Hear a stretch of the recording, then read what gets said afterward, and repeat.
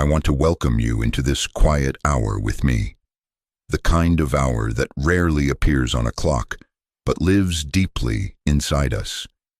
Today, I want to talk about 3 in the morning, not as a time, but as a moment of clarity, a small crack in the busy wall of our lives where something true can finally enter. 3 a.m. when the world is softer, when our defenses are lower, and when understanding sometimes arrives without knocking. I invite you to sit with me in that stillness, to listen not only with your ears, but with the part of you that feels, remembers, and senses the rhythm of your own inner life. It was 3 in the morning when I first noticed how quiet a house can be, not the silence of emptiness, but the silence of presence, as if everything was breathing together in a slow, gentle way. I remember opening my eyes before my alarm, before the sun, before even my own plans for the day. The ceiling above me was familiar, but in that dim light, it looked almost new, like a painting seen from a different angle. I lay there for a moment, feeling the weight of the blanket, hearing the distant hum of a city that never fully sleeps, and sensing my own heartbeat moving calmly beneath my chest. I didn't move right away. I let myself exist in that half space between sleeping and waking, where thoughts come slowly, like clouds drifting across a quiet sky. My mind, usually crowded with tasks, emails, and lessons, felt unusually spacious. In that space, a simple thought appeared, almost shy, almost hesitant. I realized that for many years, I had been rushing through my own life in the same way people rush through learning English, always chasing the next thing, always afraid of being left behind, rarely stopping to truly notice what was already in front of me. I turned onto my side and listened. The refrigerator clicked softly in the kitchen. Somewhere outside, a car passed by, its tires whispering against wet asphalt. The room smelled faintly of linen and last night's tea. In that moment, I understood that nothing dramatic needed to happen for this to be meaningful. The ordinary was enough, if I was willing to see it. I got out of bed slowly, my feet touching the cool wooden floor. I walked to the window and pulled back the curtain just a little. The street lamp below painted the sidewalk in a pale orange glow, and the trees stood still like quiet witnesses. I felt strangely grateful, not for anything big, but for the simple fact of being awake, of being here, of being alive in this gentle hour. I went to the kitchen and boiled water for tea. The kettle's soft rising sound filled the silence, and I watched steam curl upward like a small, private cloud. I poured the water, added a tea bag, and waited, letting the color deepen, letting the moment stretch. I thought about how often we rush even something as simple as making tea, impatient for it to be ready, missing the beauty of the process itself. Sitting at the table, I wrapped my hands around the warm mug and looked out the window again. That was when the understanding came to me, not like a loud revelation, but like a quiet friend sitting down beside me. My biggest mistake, I realized, had not been laziness, fear, or failure. It had been my constant hurry, my belief that I always had to move faster, speak faster, learn faster, live faster. In English, we might say, I was always in a rush. Repeat after me. I was always in a rush. Try saying it slowly. I was always in a rush. Feel how heavy that sentence can be, how it carries not just words, but a lifetime of pressure. Now think about your own mornings, your own nights, your own learning. Were you always in a rush too? As I sipped my tea, I remembered another 3 from years earlier, when I was younger and far less gentle with myself. I was at an airport, sitting alone near a large glass window that looked out onto the dark runway.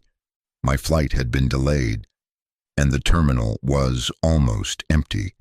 The fluorescent lights hummed overhead, and the few people around me were half asleep, their heads resting against suitcases or chairs. I had been preparing for an important presentation in English. My notes spread out in front of me, my mind racing through sentences, grammar, pronunciation, and possible questions.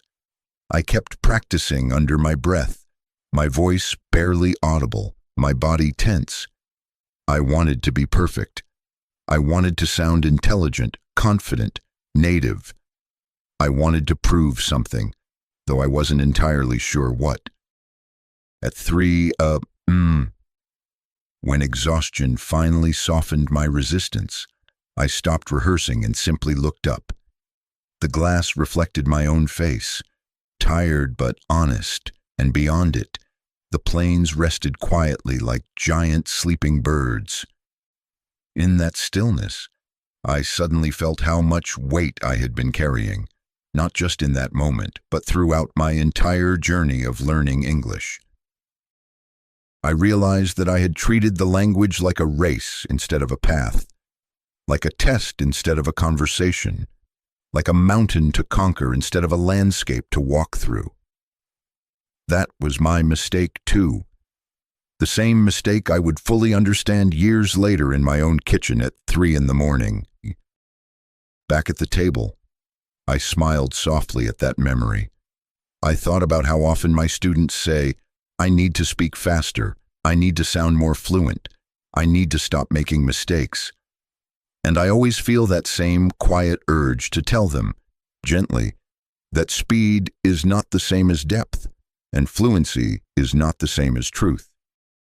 In English, we might say, "I slowed down. Repeat after me. I slowed down." Try saying it slowly, almost like a breath. I slowed down. Notice how that sentence feels in your body, in your chest, in your shoulders. Now describe your own learning in one simple sentence. I slowed down. Or I am still rushing. As the tea warmed me from the inside, I began to see how 3 had become a teacher in its own right. It was not loud or demanding. It did not lecture me. It simply offered space, and in that space, I could finally hear myself think, feel myself feel, and understand what had been hidden beneath all that movement. I remembered another scene, quieter still, from a small classroom years ago when I first began teaching. It was early morning, just after sunrise, and the room smelled faintly of chalk and old books. One student stayed behind after class, looking uneasy, twisting her pen between her fingers. She told me, in hesitant English, that she felt stupid when she spoke, that her mind went blank, that her words came too slowly. I didn't correct her grammar. I didn't rush to fix her sentences. Instead, I asked her a simple question. What do you feel when you speak English? She looked surprised, as if no one had ever asked her that before. She paused, searched for words, and finally said, I feel small. In that moment, I understood that her struggle was not just linguistic, but emotional. She wasn't fighting English. She was fighting her own fear of being seen, judged, or misunderstood, and I realized that my role was not just to teach grammar or vocabulary, but to help her feel safe enough to speak, slowly, honestly, and without shame. At 3 in my own home, I felt that same compassion for myself that I had tried to offer her. I saw how often I had made myself feel small too, by pushing, comparing, and never allowing myself to simply be. Sometimes I think that the deepest lessons in life come not from success, but from stillness. Sometimes I feel that if we could all spend a little more time in the quiet hours, we might understand ourselves and our languages a little better. Maybe you felt this too, lying awake in the dark, your mind wandering through memories, regrets, hopes, and questions that daylight never seems to invite. As I finished my tea, I placed the empty mug on the table and rested my hands beside it. The sky outside was just beginning to change, a subtle shift from deep black to a softer, bluish gray. 3 May was slowly becoming 4, but the feeling remained, like a gentle echo inside me. I stood up and walked back toward my bedroom, moving slowly, deliberately, as if every step mattered. I realized that this was what I wanted to carry into my teaching, into my life, into my English. Not speed, not perfection, but presence. In English, we might say, I learned to listen. Repeat after me. I learned to listen. Try saying it slowly. I learned to listen. Think about what you might need to listen to in your own life, your own learning, your own heart. Lying back down, I didn't fall asleep right away. Instead, I closed my eyes and let my thoughts drift like leaves on water. I thought about how language, like life, is not meant to be rushed through, but lived with, felt, tasted, and explored. When we talk about 3 a.m., we are not just talking about a time of night. We are talking about a state of mind, a space where honesty can breathe, where mistakes can soften into lessons, and where understanding can gently appear. I think that my biggest mistake was believing that I had to be ahead of myself, that I had to outrun my own doubts, my own pace, my own humanity. But in that quiet hour, I saw that growth is not a race, and learning is not a performance. It is a conversation with yourself, with others, with the world. Sometimes I feel that language learning mirrors our lives in such a delicate way. We stumble, we hesitate, we repeat, we try again. And slowly, we become more aware of who we are and how we wish to speak, not just with words, but with presence. Maybe you've felt this too, that tension between wanting to move forward and needing to slow down, between wanting to be fluent and needing to be honest. Maybe you've lain awake at night, thinking about your English, your work, your relationships, your choices, and wondering if you are doing enough, being enough, or growing enough. When we speak, we are not just practicing grammar, we are practicing awareness. When we listen, we are not just hearing sounds, we are learning to be present. And when we slow down, we are not losing time. We are finally beginning to use it wisely. 3 a.m. taught me that my biggest mistake was not failure, but forgetfulness. Forgetting to pause, to breathe, to notice, to feel. And in that remembering, I found a deeper, kinder way to learn, to teach, and to live. As dawn slowly approached, I felt a quiet gratitude settle inside me. Not a loud happiness, but a steady, calm appreciation for the simple fact of being here, awake, learning, growing, and speaking. You are not just learning English.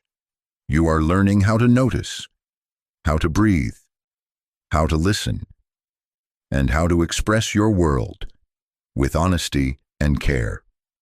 Every word you speak, every sentence you try, every mistake you make is part of that journey. And perhaps, one day, you too will wake at 3 in the morning, feel the stillness around you, and understand something important about yourself, your language, and your life.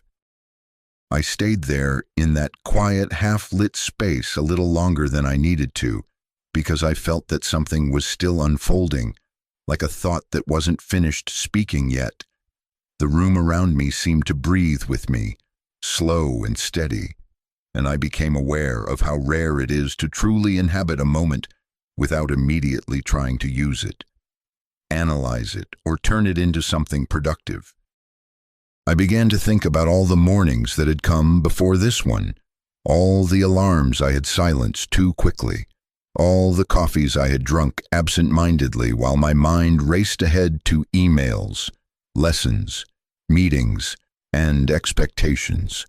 I realized that I had lived many of my days as if I were already late before they even began. That awareness did not make me feel guilty. Instead, it made me feel strangely tender toward my past self, the way you might feel toward someone who tried very hard but didn't yet know a gentler way. In that half-dark, I pictured myself years earlier, sitting at my desk late at night, surrounded by books and notes, determined to become the best teacher I could be. I remembered how I used to underline sentences obsessively, rewrite explanations again and again, and rehearse lessons in my head until I could hardly sleep. Back then, I believed that effort meant intensity, that care meant pressure, that professionalism meant never slowing down.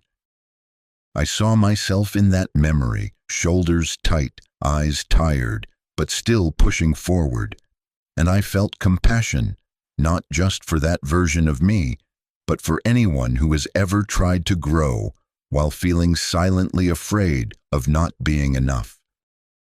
At 3, that fear felt far away, almost irrelevant. The world was too quiet for harsh judgments. There was no audience, no comparison, no rush. There was only breath, warmth, and the simple fact of being awake. I thought about a student I once met who told me she practiced English every night before bed, whispering sentences into the darkness. She said she was afraid to speak during the day, afraid that her accent, her pauses, her mistakes would make people impatient. So she practiced in solitude, where no one could see her struggle. I remembered how she looked when she told me this, eyes lowered, voice soft, as if she were confessing something shameful. And I remembered how I gently said to her, "You don't need to hide your learning. Learning is not something to be embarrassed about. It is something to be witnessed." Lying there now, I realized that in many ways, I had done the same thing with my own growth. I had tried to perfect myself in private so that in public, I could appear confident, smooth, unshakable. 3M showed me how unnecessary that was, how exhausting, how humanly impossible. In English, we might say, I let myself be imperfect. Repeat after me. I let myself be imperfect. Try saying it slowly, feeling each word. I let myself be imperfect. Now think about your own learning, your own life. Can you say that, or does something inside you resist? As I listened to the faint sounds of the house, I felt a subtle shift inside me. Like a knot loosening, I began to see that my biggest mistake had not just been rushing, but also refusing to be vulnerable, refusing to allow myself to learn in a visible, messy, real way. I remembered another early morning, years ago, when I stood in front of a classroom full of students, my heart beating fast. It was my first year teaching, and I was terrified of saying the wrong thing, of being questioned, of not knowing an answer. I spoke quickly, filled every silence, corrected every tiny mistake, and rarely allowed space for reflection. After the lesson, one student approached me and said, kindly, "Teacher, sometimes it's okay to slow down. We are not in a race." In that moment, I felt both embarrassed and strangely relieved, as if someone had finally given me permission to breathe. At 3 now, I could see how that student had been right, not just about English, but about life. slowing down was not weakness, it was wisdom. The sky outside my window had shifted again, becoming lighter, softer, more alive. The first faint hint of morning was appearing, like a promise that the world was slowly waking. I felt a quiet gratitude for that transition, for the way night gently hands over to day without drama. I turned onto my back and stared at the ceiling, noticing how the light now revealed small details I had never paid attention to before. A tiny crack near the corner, the subtle texture of the paint, the way shadows moved with each passing minute. It reminded me that when we slow down, we see more, not less. In English, we might say, I began to notice. Repeat after me. I began to notice. Try saying it gently, almost like a confession. I began to notice. Think about what you might notice if you slowed down just a little more in your own day. I let my mind wander to the idea of mistakes, the very word that had framed this whole reflection. For so long, I had treated mistakes as something to avoid at all costs, especially in language. Every slip of grammar, every mispronounced word, every awkward pause had felt like a small failure. But in that quiet hour, I saw mistakes differently. They were not cracks in my ability, but fingerprints of my effort, signs that I was trying, experimenting, moving, and becoming. 3A, Mem, had taught me that mistakes are not enemies. They are teachers, if we are willing to listen. I thought about how often I tell my students, gently, that fluency does not mean perfection. It means connection, clarity, and courage. And I realized that I needed to believe that for myself just as much as for them.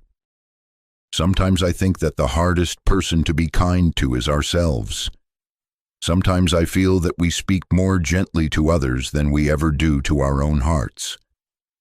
Maybe you felt this too, that quiet inner voice that is quick to criticize and slow to comfort. As the room grew brighter, I felt a sense of calm settling over me, like a soft blanket. I knew that when the day fully arrived, with its responsibilities and distractions, I would likely forget some of this feeling. But I also knew that something had changed, subtly but permanently. I imagined carrying this awareness into my classroom, into my conversations, into my own learning. I imagined speaking a little more slowly, listening a little more deeply, allowing silence to exist without immediately filling it. When we learn English, we are not just collecting words. We are learning how to inhabit moments, how to express not only what we think, but how we feel. We are learning to tell our stories, not in a hurry, but with presence. I think that understanding my biggest mistake was not about fixing myself, but about softening toward myself. It was about recognizing that growth does not require harshness, that progress does not require pressure, and that learning, like life, unfolds best when we create space for it. Sometimes I feel that 3 lives inside all of us, not as a literal time, but as an inner quiet we can return to whenever we need clarity. Maybe you have felt that inner stillness too, in a quiet room, on a late-night walk, or even in the middle of a crowded day. As the first faint sounds of morning birds appeared, I felt a gentle sense of closure, not an ending, but a transition. The lesson of 3A would stay with me, woven quietly into my way of seeing, speaking, and teaching. You are not just learning English. You are learning how to slow down, how to listen, how to be patient with yourself, and how to trust that your voice, in all its imperfections, is enough. Every time you hesitate, pause, search for a word, or try again. You are not failing. You are becoming more aware, more present, more human. And perhaps, one day, in your own quiet hour, you will realize that your biggest mistake was never a lack of ability, but simply forgetting to be gentle with yourself. I remained lying there, listening to the house awaken very slowly around me, as if the building itself were stretching after a long night. The faint creak of wood, the distant shift of pipe, the almost imperceptible change in light. All of it felt like a language of its own, subtle, patient, and alive. I let my breathing match that rhythm, slower than usual, deeper than usual, as if my body were finally remembering how to move at a more natural pace. I noticed how my chest rose and fell, how the air felt cooler on the inhale and warmer on the exhale, how my mind, which so often jumps ahead, stayed unusually present. In that stillness, another memory surfaced, not from an airport or a classroom, but from a much simpler moment. I saw myself years ago, walking along a quiet river early in the morning. The water moved gently, carrying reflections of the sky, the trees, and my own silhouette as I stood on the bridge. Back then, I had been worried about many things: my career, my relationships, my future, my identity in another language. I remember gripping the railing, watching the current flow beneath me, and feeling a tightness in my chest, as if I needed to control where my life was going. At 3 now, that image felt different. I saw that river not as something I had to fight or steer, but as something I could move with, like my learning, like my growth, like my life itself. The water did not rush violently. It flowed with purpose, but without panic. I realized that I had spent so much time trying to force clarity that I had rarely allowed it to arrive naturally. I wanted answers quickly, progress visibly, confidence immediately. But 3 a.m. had shown me that understanding often comes softly, when we stop pushing and start listening. I thought about how this applies to learning English. So many learners believe that improvement must be loud, dramatic, measurable, more words, faster speech, perfect grammar. But in truth, much of the real learning happens quietly, in small shifts of awareness, in moments of patience, in the courage to slow down. In English, we might say, I trusted the process. Repeat after me. I trusted the process. Say it slowly, letting each word land. I trusted the process. Now think about your own journey. Do you trust it, or are you always trying to hurry it along? The room was growing brighter now, the first rays of dawn slipping through the curtains like thin golden threads. I could see more clearly, but the feeling inside me remained gentle, unhurried, almost sacred in its simplicity. I turned my head and noticed the familiar objects in my room, the bookshelf filled with novels and dictionaries, the plant by the window, the stack of papers on my desk. They no longer felt like reminders of work or responsibility. They felt like companions, witnesses to my own evolving story. I remembered a conversation with another student, a man who had been learning English for years but still felt insecure about speaking. He once told me, I understand a lot, but when I open my mouth, my mind goes blank. At the time, I had explained strategies, techniques, ways to think in English, ways to structure sentences, but now, reflecting at 3 a.m., I realized that what he truly needed was not more technique, but more trust in himself. more permission to speak imperfectly, more acceptance of silence. I wished I could sit beside him now, in this quiet hour, and simply say, "It's okay to take your time. Your words do not need to run. They just need to be honest." As the sky lightened further, I felt a subtle shift inside me, like a door opening to a calmer way of being. I knew that my biggest mistake had not been one single action or decision, but a pattern of rushing, controlling, and fearing stillness. Three, had gently broken that pattern, not by forcing change, but by inviting awareness. I began to think about how I would carry this into my daily life. Perhaps I would speak more slowly, not to sound more polished, but to feel more present. Perhaps I would listen more deeply, not just to words, but to tone, pauses, and emotions beneath them. Perhaps I would allow silence to exist in my lessons, trusting that reflection is just as valuable as explanation. In English, we might say, "I gave myself space." Repeat after me. I gave myself space. Say it gently, like a gift. I gave myself space.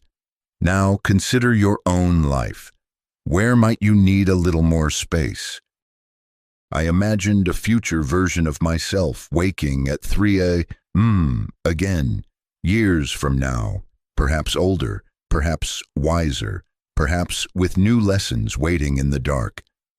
I smiled at that thought, knowing that learning, like life, never truly ends.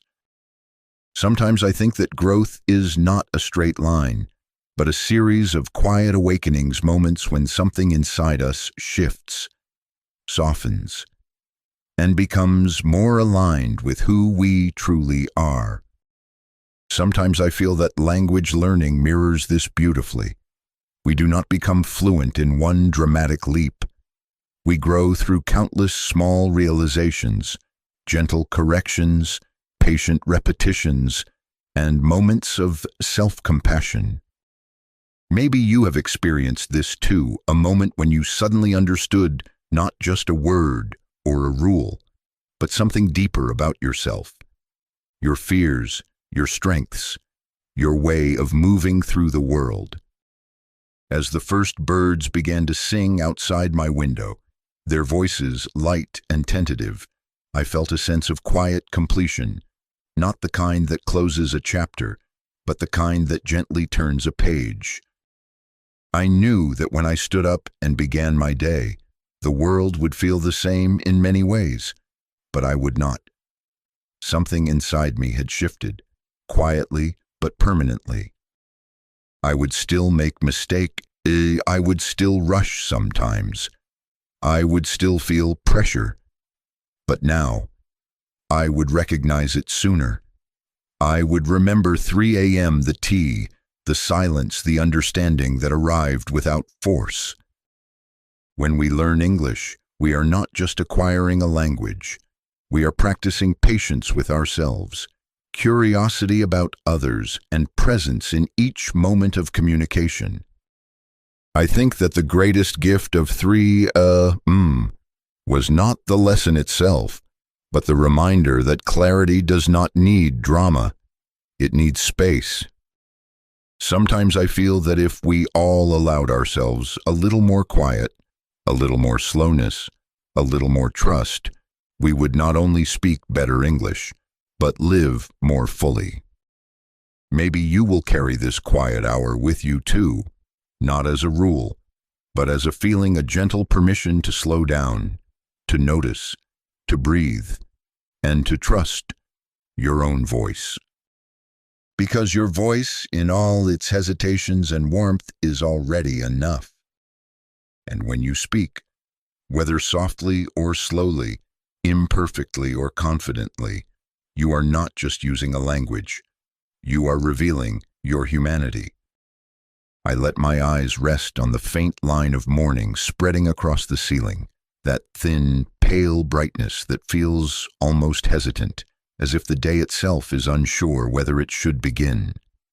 In that softness, I felt my thoughts slow even further, drifting like smoke rather than racing like footsteps. I became aware of how many parts of my life had been shaped by that same early-hour energy, not just 3 a.m., but all those quiet thresholds between night and day, between who I was and who I was becoming. I realized that some of my most meaningful changes had never arrived in crowded rooms, bright lights, or dramatic conversations. They had arrived in solitude, in silence, in moments when nothing was happening on the surface, yet everything was shifting underneath. I remembered another dawn, long ago, when I had traveled to a small village to teach for a few weeks. I stayed in a simple guest house near the mountains, where roosters announced the morning before any alarm could. One particular day, I woke before sunrise and stepped outside barefoot onto the cold ground. The air was thin and clean, carrying the smell of pine and distant rain. Mist hung low over the fields like a soft blanket. I stood there, feeling small, but not in a painful way, small in the sense that my worries suddenly seemed very human, very ordinary, very temporary. In that moment, I felt something similar to what I was feeling now, a quiet understanding that my life, my learning, my mistakes, my hopes, were all part of something larger and gentler than I often allowed myself to see.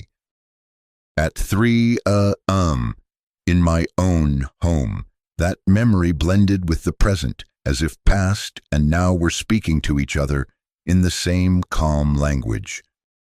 I thought about how often we try to carry everything alone, our doubts, our insecurities, our fears of speaking, our fear of being judged, our fear of not progressing fast enough.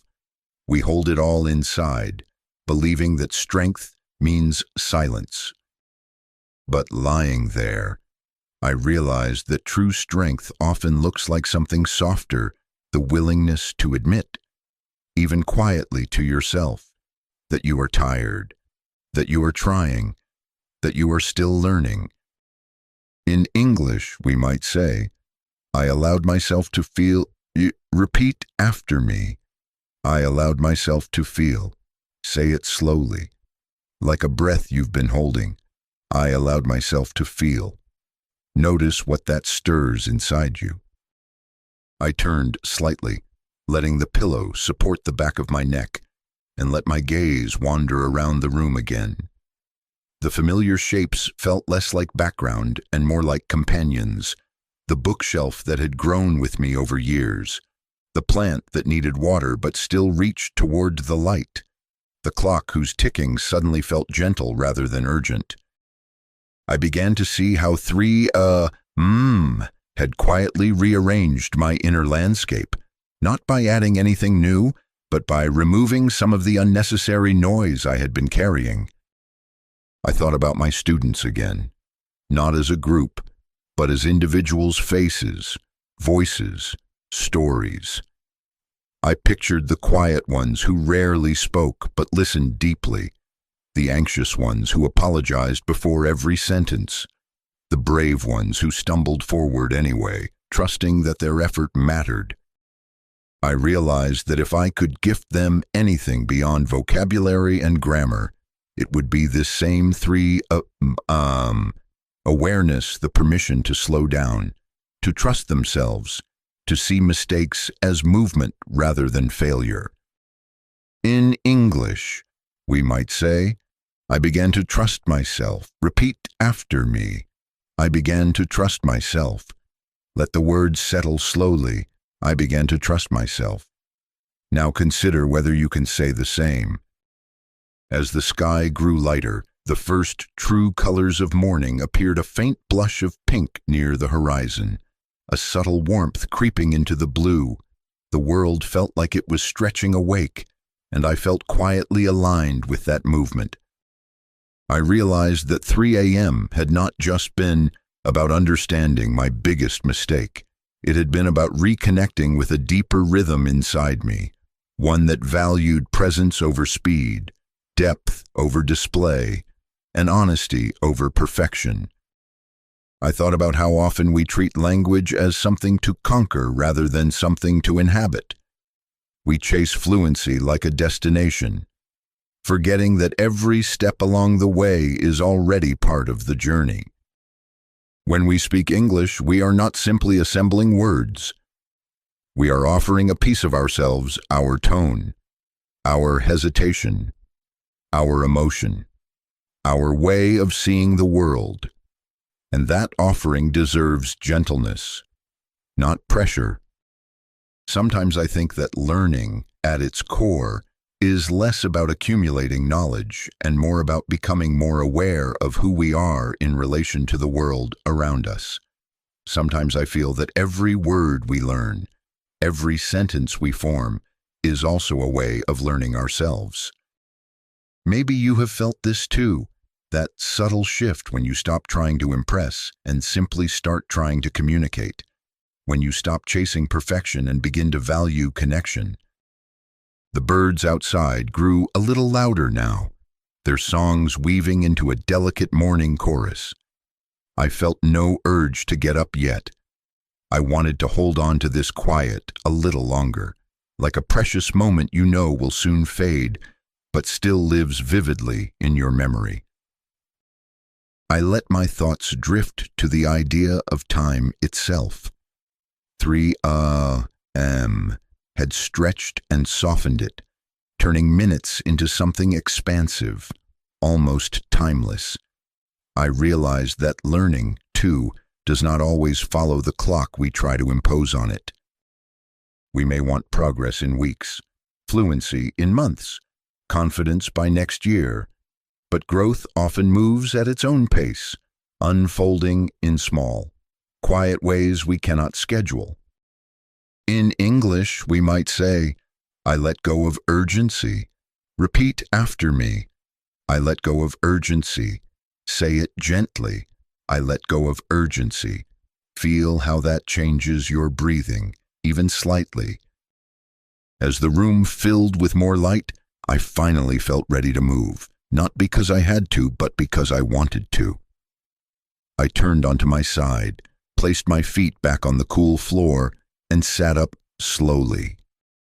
I carried with me the memory of the tea, the silence, the understanding that had arrived so quietly. I knew that the day ahead would bring its usual responsibilities, conversations, and challenges, but I also knew that I would meet them differently now. I would try to listen more, not just to others, but to myself. I would try to speak more slowly, not out of fear, but out of presence. I would try to remember that mistakes are not cracks in my worth, but footprints along my path. When we talk about 3 a.m., we are really talking about that inner space where we can meet ourselves honestly, without rush, without performance, without the need to be anything other than who we are in that moment. You are not just learning English. You are learning how to be with yourself in silence, how to trust your pace, how to honor your voice, and how to grow with kindness rather than pressure. Every time you pause before speaking, every time you breathe before answering, every time you allow yourself to be imperfect, you are practicing something far deeper than language. And perhaps, one day, whether at 3 a.m. or in another quiet moment, you will feel this same gentle clarity, the understanding that your biggest mistake was never your English, but simply forgetting to be gentle with yourself along the way. Because growth does not need harshness. It needs patience, presence, and trust. And your journey, slow or fast, quiet or loud, is already meaningful exactly as it is.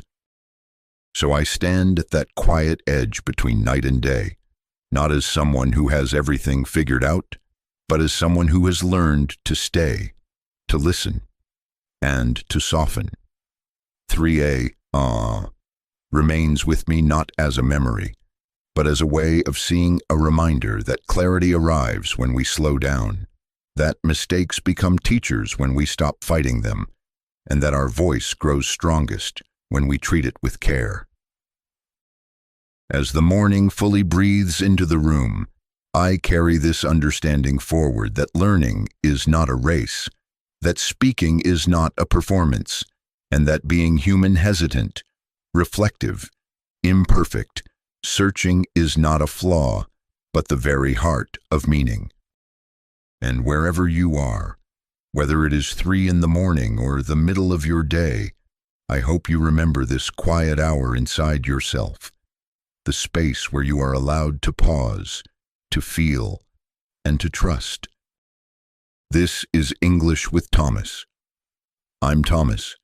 Keep speaking, keep growing, and keep trusting yourself.